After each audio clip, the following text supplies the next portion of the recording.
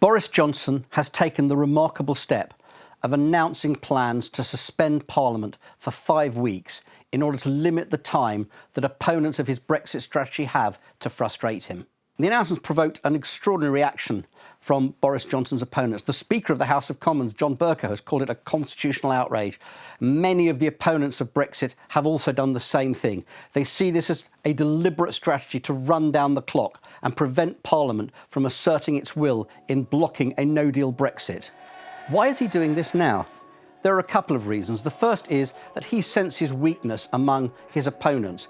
It's clear that there isn't a majority not only for bringing him down, but also for putting in place a caretaker government which would ask for a Brexit extension and seek an election. That's the only surefire way to stop this government. He also thinks the Remainers are divided in their other strategies.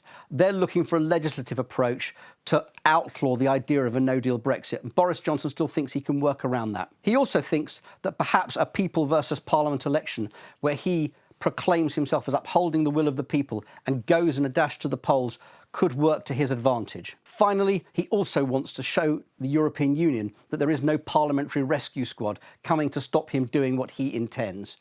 All things considered, he is raising the stakes enormously and saying to people, if you want to stop me, you're going to have to destroy my government and you're going to have to do it quickly. What this means is that there will be absolutely ferocious fighting when Parliament returns next week. MPs are going to have to work flat out to devise a strategy to frustrate this government or face up to the unpalatable reality for some of them that they have to bring Boris Johnson down and put somebody else, probably Jeremy Corbyn, in place for at least a very brief period. His opponents are trying to work out their strategy now. They still think the legislative approach is the right one, but they've now got far fewer days in which to act unless they can change the rules and get more time in Parliament. It's clear they have the Speaker on side, but they've got to coalesce around a strategy that works. What Boris Johnson's doing is legal, but it carries very severe dangers.